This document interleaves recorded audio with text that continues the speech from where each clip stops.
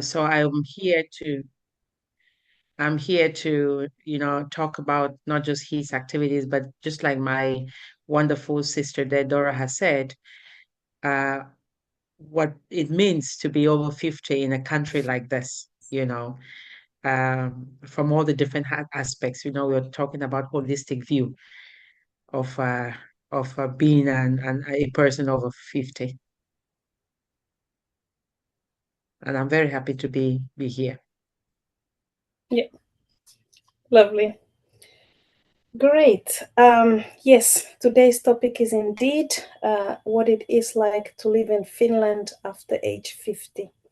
Um, I just introduced myself earlier, and I didn't say much about maybe what I'm doing, but I'm working for Jade Toimintakeskus, or in English it's Jade Activity Center, and we also have Jade Community. These two can be mixed, but in short, it's an aging foreign language speakers meeting place that's located in Helsinki, in Töölö.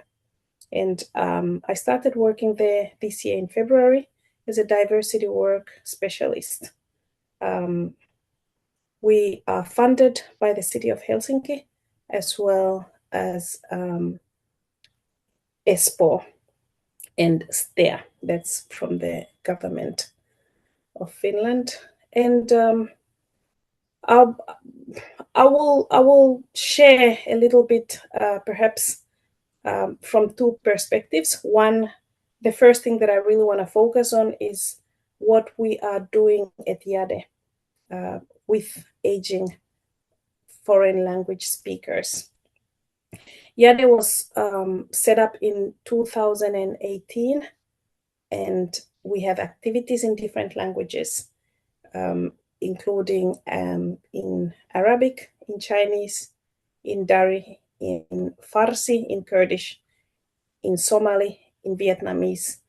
And this year we started new activities in Thai language. In addition to these languages, we started this year a new group in English for especially aging immigrants with an African origin, and this is in Itäkeskus. We have activities in Helsinki at the activity center itself, and also in Kinapori Service Center, and in Itäkeskus Service Center, and also in Myllypuro. And in addition to these, we also have activities in Espoo, where we meet in Leppävaara, in Matinkylä, and in Espoo Center. We also have activities in Vantaa.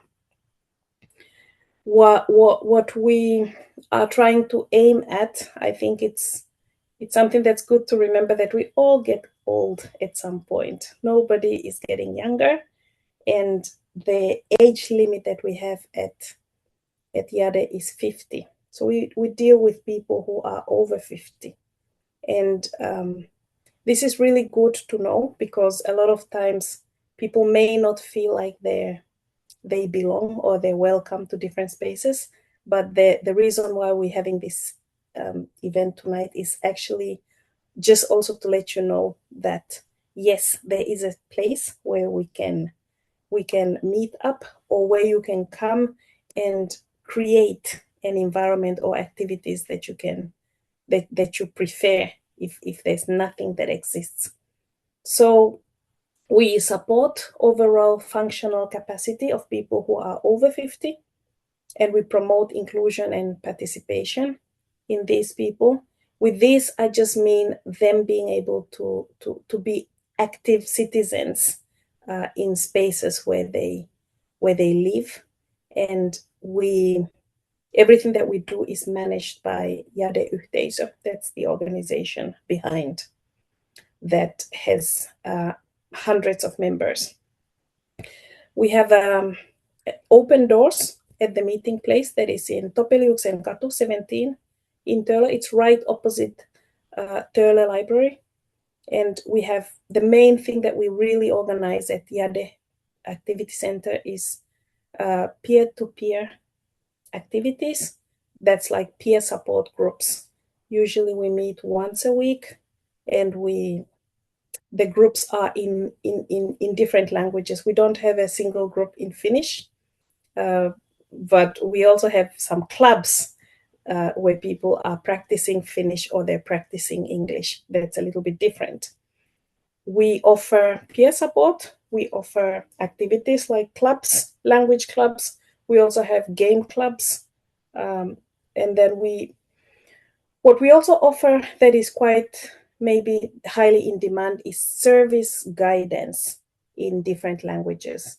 With service guidance, I mean people coming in that need help with different things, like making bookings, canceling bookings, explanations of things, because we have guides, group leaders that speak different languages. In the peer support groups, we share information, we practice skills, and we build networks. We get to know one another, and we ensure that nobody is left alone at home. We introduce services for older people, and we have on another project that is separate from what I'm doing, we have recreational services in Helsinki, especially, where a group of people go and try out different things, where they participate in physical activities that are available and offered by the city. We also do excursions, especially in the summer. We travel to different cities. This year we went to Hämeenlinna with our elderly immigrants, and that is one quite popular thing amongst our members. We have a schedule that you can find on our webpage, and you are free to contact me if you would like to know when do we have what, but it's available publicly, and you can just pop in to ask or to get some help, or especially the service guidance that I was talking about. After the event, I will share some links and some videos that you can check, but I will speak also about outreach work, which is what I'm actually specializing in. I'm doing outreach work at Jade, and I think it's good for the community to know that why we're doing outreach work. We're trying to reach out to different communities, including the community of elderly people from African countries, just to make services that are available for older people visible to foreign language speakers, because some of them do speak Finnish very well, but not everybody understands what is available if the information is only in Finnish. And then we also direct people to services by providing support for them and guidance in different languages. We, together with HEED, and this is now Emma and Aino, we are developing peer-to-peer activities also for the community of Africans in Helsinki, because the funding comes from the city. And then we also do outreach to different locations and events depending on the target group and professionals. Like I would say now we are in November. October we have been visiting food aid queues, and we have been meeting a lot of people in the food queues. November we are aiming to visit libraries and shopping centers where we would meet people from different backgrounds. We have been able to meet a lot of people in these places. And if you have some tips, please share. Where should we also go? And another place that we are able to do is we are able to do home visits. If you know of an elderly person that it's difficult for them to move, we can also visit them in the comfort of their own home. So I think these are the main things, and I will add a little bit, maybe I will talk a little bit about the services that when I speak about services for the elderly, for the senior citizens, we have advisory services. And this is, for instance, if somebody is having a challenge with something, who do you call? Where do you go? Or do you ask your children who might or might not be able to assist? There's Helsinki Info is there for senior citizens. That's where usually you can get the support that you need directly without having to go around taking detours. Then the second part, I'm just giving some examples. Like there's a lot of services, but just some examples that could be relatable is the cultural and sports services. This includes museums, libraries, visiting them, knowing what services are available there. There is, for instance, digital support services, and then there is guided sports services that the city is providing. Then we have the third thing is health services. These, many of us are quite familiar with them, but have you ever thought of like the e-services, like making bookings and being in touch with how everything that you do with the hospitals, with the public health centers is reported, or making your bookings, or taking your vaccinations, or if you have maybe memory disturbances or disorders, getting checked for these things, or where to get assistive devices or Kela services. This all goes under health services. Then we have social services, which is quite wide as a concept.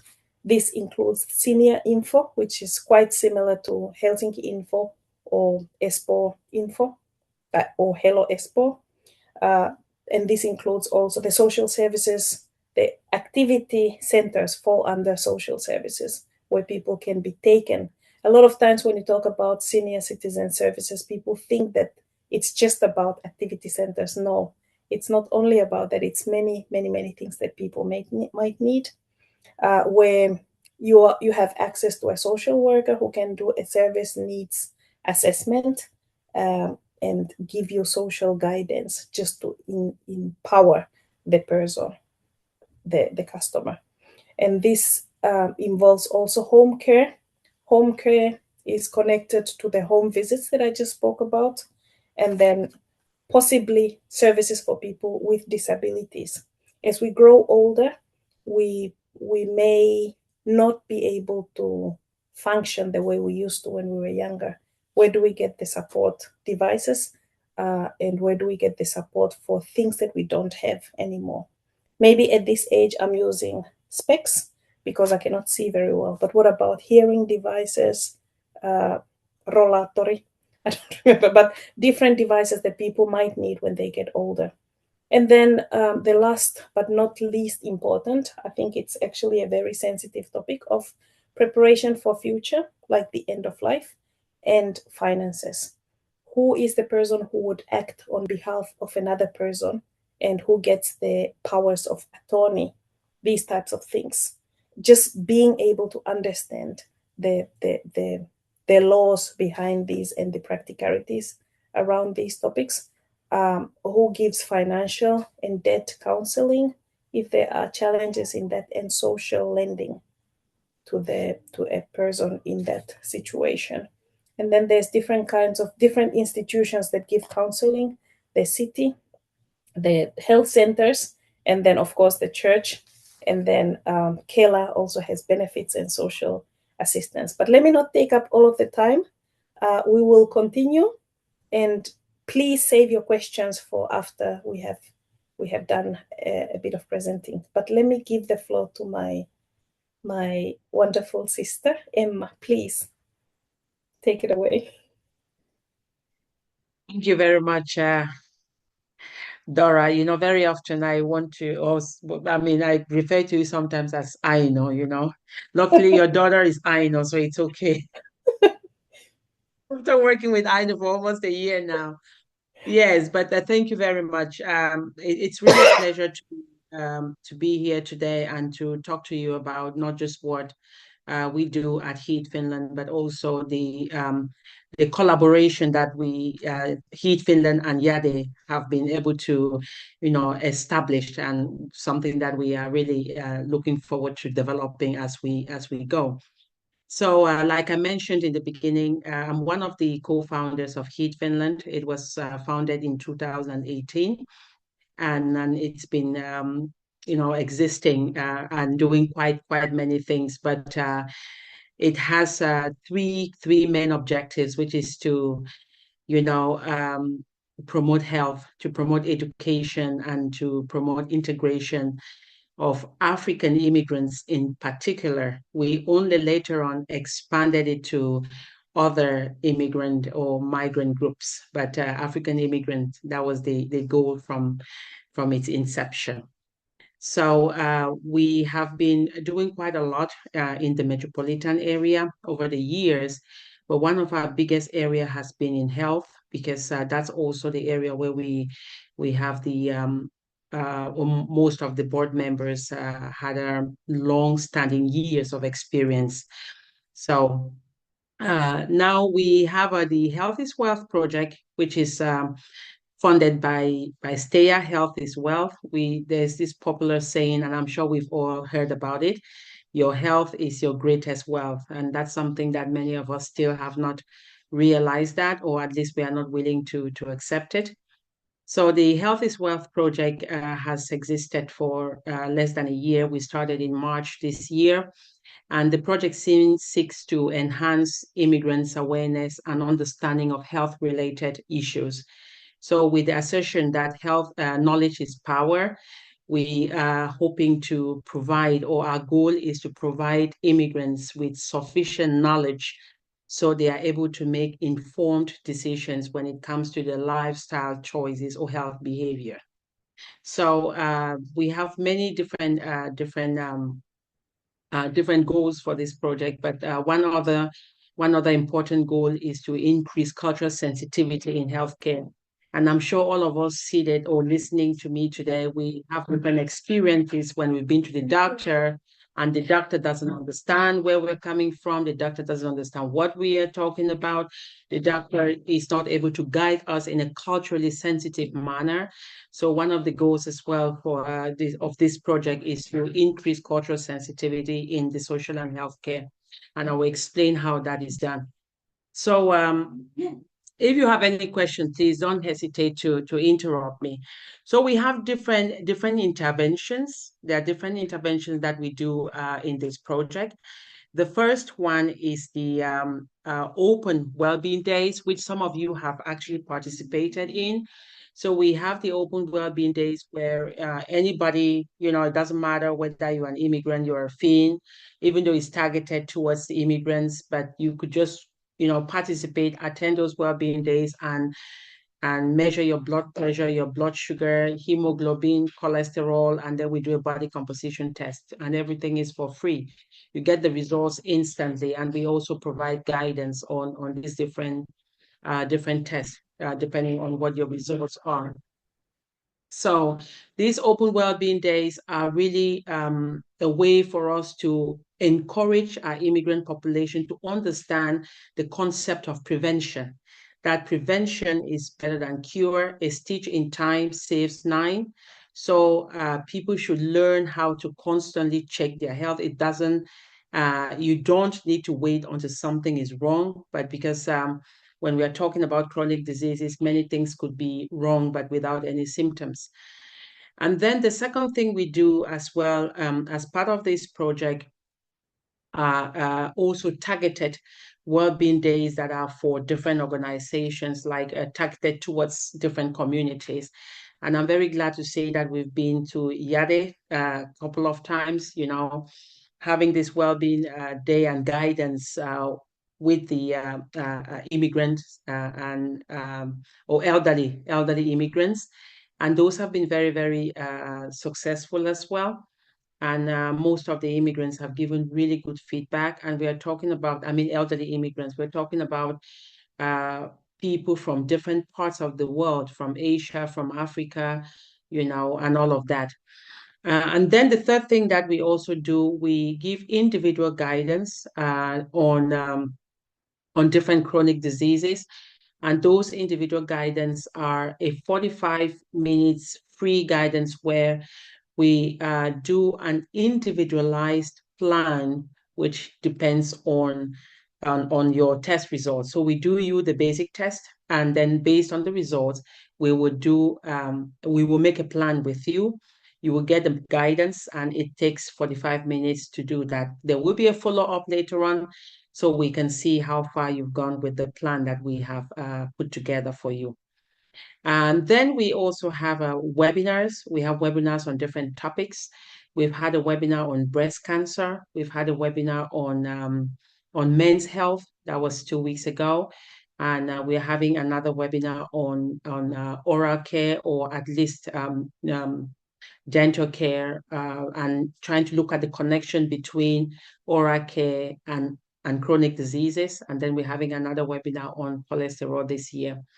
So webinars are also an opportunity for the participants to listen to experts, listen to experienced experts, people who've been through those situations, they've had those illnesses, and they can share their experiences on how they've coped with those problems, and also encourage others to who might be in a similar situation to have the courage to seek help. Then we collaborate a lot with different organizations. Jade is one of them, where we are working together to, make sure that our elderly immigrants, African immigrants, also benefit from the services that are provided in this country. But not only that, also understand that aging, like Dora said, is a process. We don't start aging at a particular day. We are aging from the day we were born. And the normal physiological changes that occur in our body while we age, many people don't understand. The things that you used to do when you were 40, at 50, those things are not possible anymore. Or if you do the same thing, your body processes them differently. So, kind of general information on the whole aging process and what can be done, or what what the elderly can do so they can maintain their functional capacity, or at least stay active for as long as possible.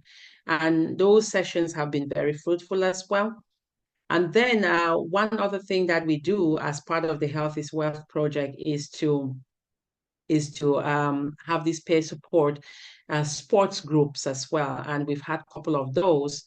And the whole idea is to show the participants the connection between, the whole prevention when it comes to preventing chronic diseases, different components that are involved in it. We're talking about physical activity, we're talking about nutrition, we're talking about your sleep pattern, we're talking about stress management, kind of a full package there. So with the sports group, what we do is that we usually have the 1 hour session of general guidance.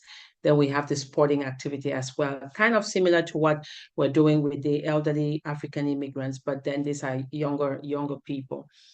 Yeah, so the project, as it is at the moment, what we have done also, which I'm super happy about, is that we have been able for the first time to expand it beyond Uusimaa region. So we've been in Turku this year, and as well in Tampere.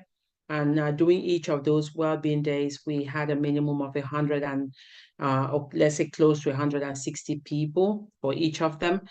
And we've been having series of calls as well from participants who want further guidance, because we also give telephone guidance. So if there's any follow-up that I got a call, for instance, yesterday, somebody called me, they were in the pharmacy and they did not remember what I said during the guidance session, or the dose of the D vitamin. So they called me and said that, hey, Emma, what was the dose of the D vitamin again? So this is just an example. Or then they're in the shop and then they need to buy a particular thing, and there's an ingredient that I'm telling them not to look out for, and they're like, okay, I don't remember anymore. So we give those kinds of guidance as well on the or via telephone. And we received very good feedback from those also. Yeah. So basically, this is what we do. Again, it is super important that we can, as a community, think about as our health.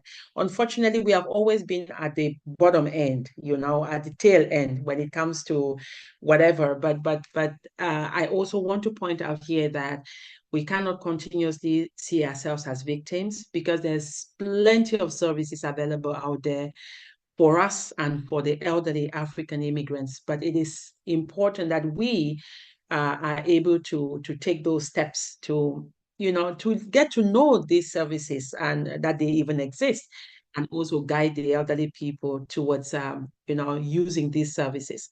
I'm sure many of us here would agree with me also that the aging population is fast increasing worldwide, but also here in Finland, and so too are African immigrants. Very soon I'll be 50. Very soon we'll have many, many, many African immigrants here who are going to be 50 plus. We already have many of them. Quite many of us are bringing our parents to this country. So the challenge is real. So what do we do with them when we bring them here? What are the services that these parents who have left Africa come to Finland that they can benefit from? When there's something like Jade, like what we're doing with Jade, those sessions, do we create time to take our parents there so they can network instead of being at home, looking at or watching the TV the entire day and just taking care of kids? But what about their own mental well-being? These are all questions that we can be asking ourselves. So we have a huge responsibility. It's not just about us, but it's also about the elderly African immigrants that we have living with us. So I'm going to end here while and we'll take questions and also comments, of course. Those are very, very, very much welcome. I might have forgotten something, but that's it for now. Hey, one Yeah. other thing, Dora. I knew that Mhm. I forgot something. Yeah. What we do as part of the Health is Wealth project, I think I talked about increasing cultural sensitivity in the healthcare sector, social and healthcare sector. So we have been training, we're collaborating with Mm, and we're training nurses, not only nurses, but also people in leadership role. We've had a cultural sensitivity and cultural mediator training with who's, and we're going to have two more during the spring. And for the cultural mediator training that is mm, targeted towards immigrants, immigrant healthcare workers, it is aimed to give them the tools to be able to act as a bridge between the patients or clients and the service providers. Because then what they do in that role is they just don't, they are not only interpreting the language, but they are also able to interpret the cultural elements that the healthcare providers will not understand. So that's the mm, whole goal for the cultural mediator training. And we are also collaborating with LARIA and DIAC. So we are training healthcare students in these two institutions. So when they go out on for placement or even after graduation, they are well equipped to be able to act as, like I said, like a bridge. But also one very important thing that they, as part of the training, is how to identify cases of racism and discrimination towards patients, and to guide the patients to file a complaint, to help mm, them through that process of making sure that any malpractice, any case of discrimination gets reported. So that's one mm. one thing that the training aims to to um to give these students and the healthcare professionals. Yeah, thank you. Thank you. That was really, really good. Um, and yeah, perhaps I'll just say a little more about the collaboration that we're having, like what Emma just mentioned, that giving a chance to your, like, if you do have a parent or if you know of a person, because this whole event is mainly for people who are over 18, this tonight's discussion. And perhaps I'm speaking from a point of view of a mother. We often we come from different backgrounds. all of us. But I think the unifying factor between us is having a connection or a background that is related to the continent of Africa. And when you think of people with an African origin, there is an element of collectiveness in terms of our culture and the way we function, the way we work together, or the way we connect to any community is through a family. And the way a family operates is collective. We are collective, or at least we aim. The cultures, African cultures are relatively collective. And when Emma speaks about cultural mediation, it's important to not undermine your background and what it has to give. So when you study for something and you qualify as somebody, remember that you have more than the degree to give. You also have the understanding of a collective culture, which is very difficult to teach in a class. You live it. And when you have lived it, you are able to understand certain structures that exist in collective cultures. And that is what that training of cultural mediation would enhance. Like, it enables you to actually take advantage of what you already have within you, and just being able to see it in the context of the environment that you're operating in. At Jade, we do something relatively similar, but it's also, and our educational institution is Metropolia, but we train people who are specializing, especially in working with elderly people, and it is quite similar in terms of like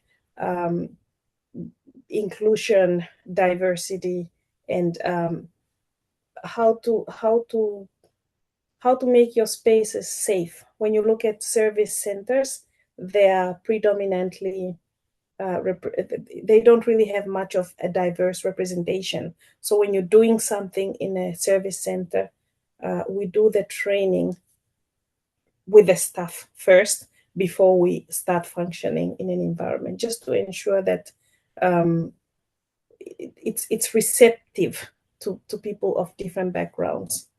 And I think I jumped onto that. I was just talking about from the perspective of a mother.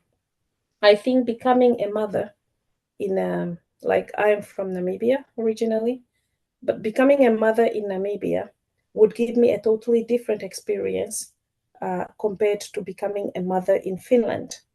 And here I'm talking about how I interact maybe with the baby, how I interact with the community, like, who do I see, who gets to see my baby, and who are we in touch with?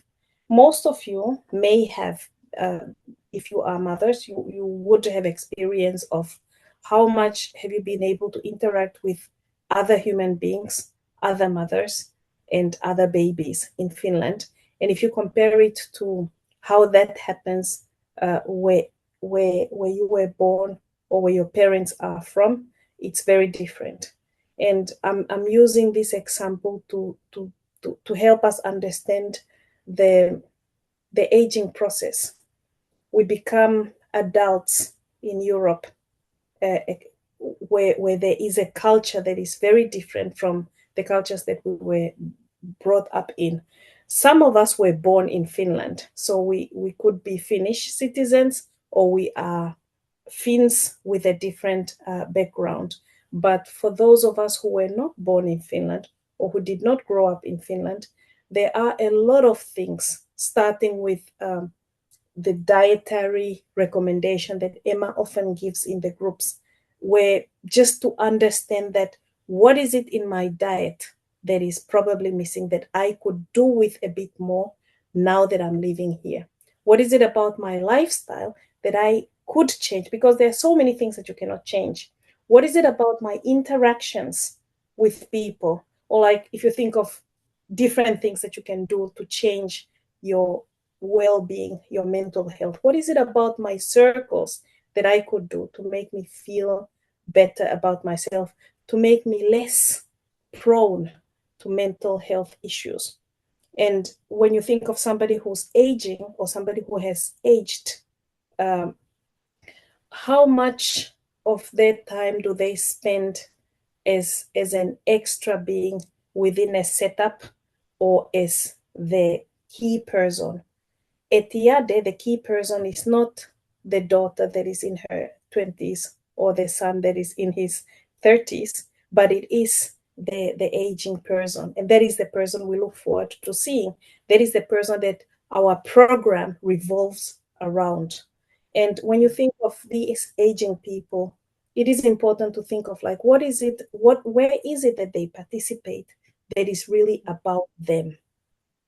Who looks forward to seeing them without thinking of what they like? Are they looking after children, or are they like, what are they bringing to the table? Or I think just yesterday we were having a discussion on how elderly people are seen. Are they seen just as people who are either productive, contributing to the GDP of the country, or not? But the collaboration has really brought a lot of good things, a lot of good topics, and Mm. we are welcoming more people. We have some people that are participating, and we are welcoming more people. Please, comments, questions, reflections, things that you can relate to, or what does this bring to your mind? Dora, even before we take any questions, just to add to what you've just said, um, when we look at aging, I use a lot of analogy when I guide participants, and with the elderly, as you have noticed. Uh, I remember, let me just give you an example. There was this elderly woman who came to a guidance session on Friday, on Monday, Yeah. actually, and she had put on so much weight, did not was so depressed Mm, because she used to be a really skinny person, you know, before moving to Finland. And then after mm, children, the weight came, and mm, then she struggled, but now nothing seemed to be working. You know, it doesn't matter what she does, it just doesn't work. So that's creating a lot of problems for her mental well-being. You know, one mm, thing leads to the other. And then she's stressed, she eats even more, she doesn't sleep, and so it becomes like a vicious circle. And the mm, goal is to break that circle. But then if you don't understand, there's no way you can break the cycle. There's no way you can try to even break it if you don't understand what's going on within your body and how your actions could put you in even greater danger. You know what I mean? Uh, and um and I told, because she had said that she doesn't sleep at all. She doesn't sleep at all. And of course, no surprise that her weight was also not going anywhere. But mm, she had no idea that sleep has anything to do with her not losing the weight. You know, she had no idea. So she was very surprised that mm, what connection does that have? So, and this is something I'm saying it so we all remember that we are as human beings, we are like a machine, a blender. You know, you buy a new blender, the blades are super sharp, super sharp. So yeah. you blend your smoothie, it comes out like prima, right? Yeah. And in the beginning, they tell you that, okay, you need to blend for maximum 1 minute. You need to put it off. And I bet you very few people, when the blender is new, they respect that rule. They would blend, it's blending, it's turning for like 2 minutes. And it works very well without a problem. But when you have been using that blender that way, after a year, after 2 years, after 3 years, after 4 years, the blades are not sharp anymore. So you get to a point where it's not even the 1 minute anymore. You can only blend maximum 30 seconds. And if you exceed the 30 seconds, what happens? It starts smoking. And at some point, I'm sure many of you have had blenders, you're thinking like, oh my God, my blender is bad. Then when you leave it to cool off for a while, you're kind of surprised that, oh my goodness, actually it's working, right? That's how the human body is. As we age, so too are many things going, you know, changing in our body, whether we're talking of the different organs, they function pretty like slower than they're supposed to. We are losing bone density. We are losing muscle mass, you name it. Flexibility of the arteries, you name all those things. So yes, these things are changes that we have to factor in our activity as we age, in our diet as we age, in our environment, the way we interact with different people, how much stress we want to expose ourselves, to, and all of that. So yes, it is very, very important. Knowledge again is power. And these guidance sessions, this peer support group that we've been having for the elderly, the ones who've been there, they've been having a blast. They have been having a blast. I'm sure Dora can tell you that. And so if we have parents, we have elderly people we know, please just send them to these groups, because then they create their own network. They're also Yeah. learning from one another. One elderly is asking the other, please, can you tell me, what do you do that you look like this? Yeah. How do you hear from the other elderly what they're doing? So Yeah. it's different from me telling you, right? Telling them. So if this is just for us, for us. And again, another thing I want to mention here is that some of us have, invited our parents to come here, spend time with us, or even maybe some of them end up staying here. I can tell you that these elderly are suffering inside. They might not tell you, because they see the way even children are brought up here, the things that kids can say. It's just not possible, because they were not brought up in. Even you as a parent, there are many things that we have to, absorb, because we have no choice. The environment has made it that way. But our parents cannot. Our parents cannot. So it's good also to create that, safe space for them to be able to purka, so they can talk about these experiences and know that, oh my God, it's not just my grandchildren who are doing this. Also, your grandchildren are also doing it. So it's not my thing, but it is the environment that is different. I'm going to shut up here. Yeah, I'm almost adding something, but let's hear from the audience. Something Yes. that you would like to say, please.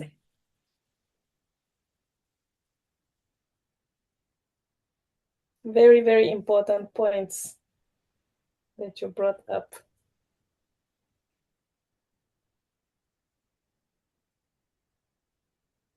Any questions, any memories, any stories that you would like to share? Frank made a Please. comment. There's someone who made a comment in the chat. Frank, he said, I met one elderly African that was a retired gentleman. He looked like he was lonely and needing company, and the kids were grown and busy with their lives. His Finnish wife had left him. We need to figure out how to have a dignified retirement life in Finland. And That is so true. Think about it. Yeah. Yeah. Please send him to Jade. Yes, He exactly. can come and hang out, have coffee or tea or fruit with other elderly people. He will have a good time. And once a week, every Wednesday, from 10 to 12, we meet in Itäkeskus, the service center in Itäkeskus, with other elderly African people. He will find his niche, and this is a place where he's not coming as somebody's ex-husband or somebody's mother or father. He's coming as himself, and I think that's important for your identity. We often, I am Dora. I've always been Dora since I was named. But I remember when I first had my first child, and I was calling the daycare to tell them about something. I don't remember but I needed to communicate something. And then they were like, hello, sorry, who's speaking? I said, I'm Dora. And it didn't matter. They were not interested in my name. They were interested in whose mother am I, or which office am I calling from. Like, am I somebody who's meeting them at the professional level, or whose mother am I? So who are we dealing with? So it wasn't about me anymore. And then I learned, even now when I'm communicating with schools, it's not so important who I am. It's more important whose mother I am. And I feel that often we need to shift away from being who we are to becoming the parents. But at some point, when I started doing my own things, then I remembered that it felt good. It wasn't easy, but it felt good to be Dora again. Like when I meet Emma, and of course she can ask like, how are the kids and everything, but she still meets me as Dora because we are peers. Give that to your parents so that they're not always just the father or the mother or the ex-wife or the grandmother. Of course, that is nice too. It's part of the identity, but give them a chance to be the Doras and the Emmas and the Yvonnes of their lives by sending them to spaces that center them. Yeah, I think I would say, okay, yes, Frank, come in. Yeah, I lost contact with the old gentleman that I met, and when I met him, of course, it was good for me because he lived near me in a sense, and it was nice for me because then my kids would interact with an old one who was a grandfather-like figure. So for me, it was also that I was mapping a grandfather-like figure. In fact, we were calling him grandpa in our dialect, in a sense, because he was representing that. But yeah, later on, I would learn that his kids were equally just around, and you know, maybe they had not had quite the nicer childhood with their dad and everything. So things were everywhere, but it was in a sense also painting a picture for me of the kind of old age that we could have if we do not prepare well for it. And preparing is sort of broader and holistic in the sense that you prepare at the family level, the dynamics of our living in Finland is different. It's not where we have that sort of social structure like we would have in Africa. So there's that aspect to prepare for. And I think it's good that we are having these safe spaces and the groups that we can have. But the other thing is, on our mental health, on physical health, on also financials, like, there's just the broader picture to look at. And I think those are things that we need to be taking into consideration when we are still stronger and maybe younger and stronger, because that's where we are headed. And we need to just make sure when we get to those stages and phases, we have that dignified retirement and we enjoy it in the process, and hopefully still have those meaningful relationships with our peers, with, depending in the city you are in when that phase comes, also finding spaces. And I think the church was always a good space because that's where we actually met, that, they go to the church and find a community. Of course, he's the only man with other old things. So he's feeling like relating with me was probably much better. But I think after a while, he just disappeared. His phone went off, so I could not locate him. But it just paints a picture for us that, these are faces we have and we need to be prepared for. And I think that's a story of many elderly here. It might not be only African immigrant elderly, but this is the reality.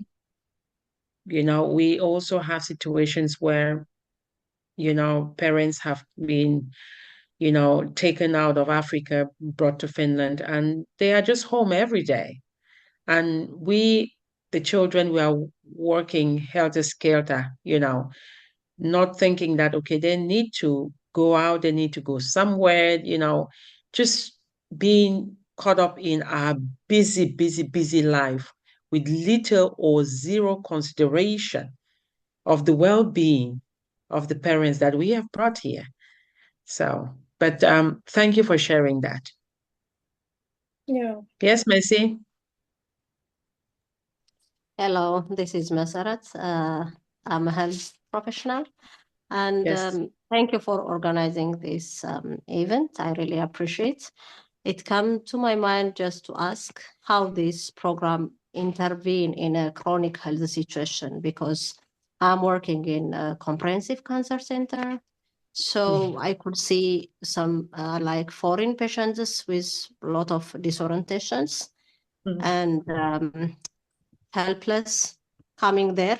It's so sad to see that, and it always come to my mind that is there any kind of like organization to support this, like because this is health issue, and the language is a barrier as well, even though they have this interpreter. Still, they have a lot of problems faced there in this chronic health situation. So I really want to ask how your program intervene in this kind of situations. Thank you. Thank you very much, Messi. When it comes to situations like that, like I said, what we do with the one-on-one guidance sessions is to provide a culturally sensitive guidance that is targeted towards that individual. So the goal is to address the individual needs of the person. And unlike Yade, where they are only elderly, we have elderly, we have younger people.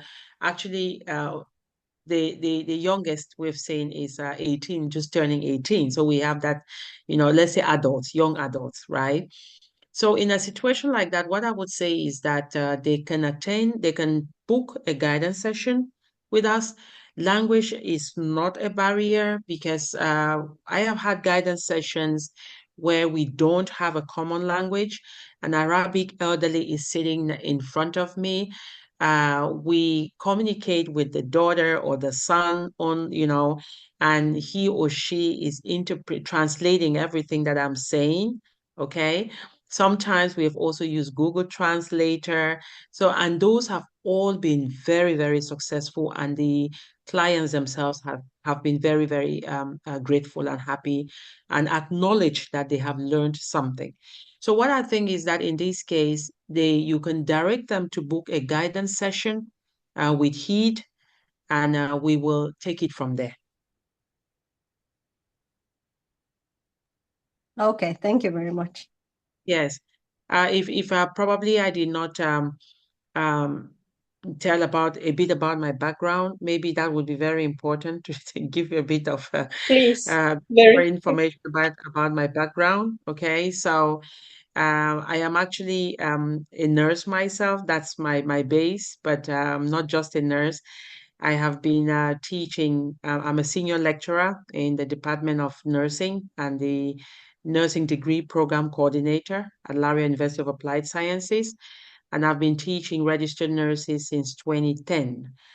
I'm also I am so passionate about chronic disease prevention. I'm so passionate about chronic disease prevention, and the reason why I am is because I see a giant, a giant elephant, so big that needs chopping from different directions. But the good news is that you can actually take care of those problems without necessarily, taking pills every single day. Just by changing your lifestyle, your diet, your physical activity level, sleep, stress management, understanding, how these things work. And because of that, this passion, I'm also in the process of not completing, I'm not even there yet, doing my doctoral dissertation on chronic diseases also. So I have a kind of a vested interest in what happens with people when it comes to chronic diseases. So send whoever comes to you in the hospital that needs guidance, because for the most part, the things that the clients tell me, they are like, I have been to the doctors, they have never said these things. I'm like, yes, because the doctors don't understand your diet.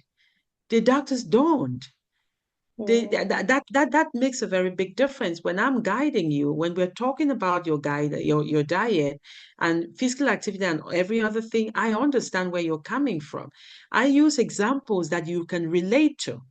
I will not be talking about some peruna musi. If I know that you're gonna be home, you're eating yams, plantains, you know, fufu and all of those things. So you don't expect the doctor or the nurse. And then the second thing is that the doctors and nurses do not have time. Like we dedicate 45 minutes to guide one person.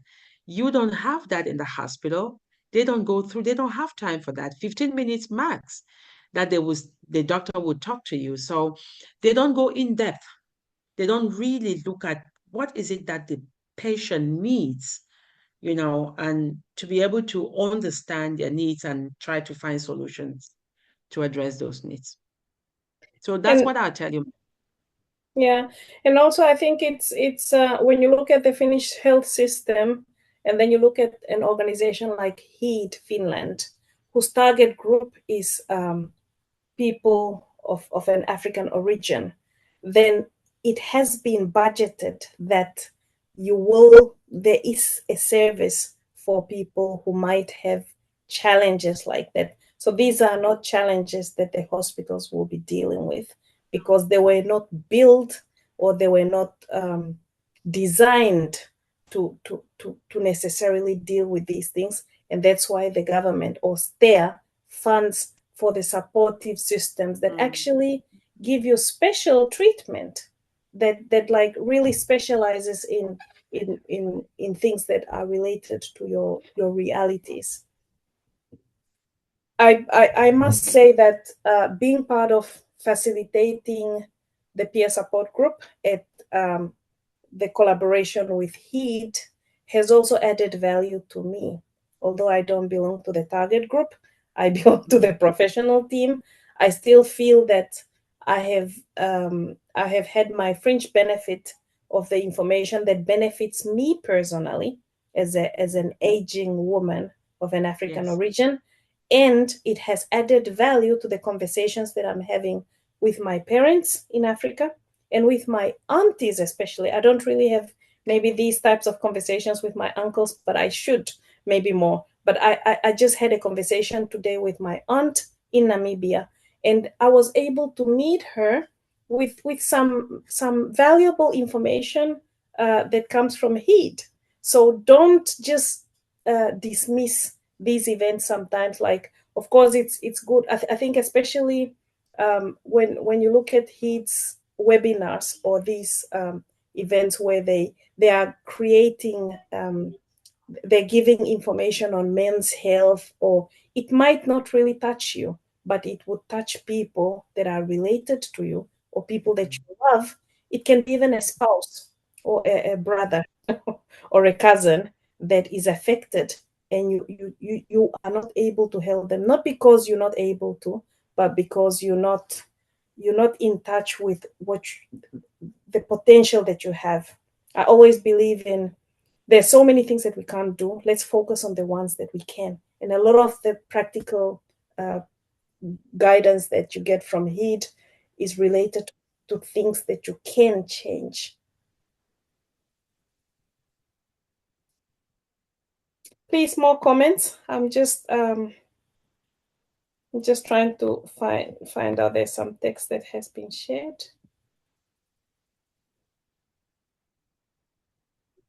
Yeah.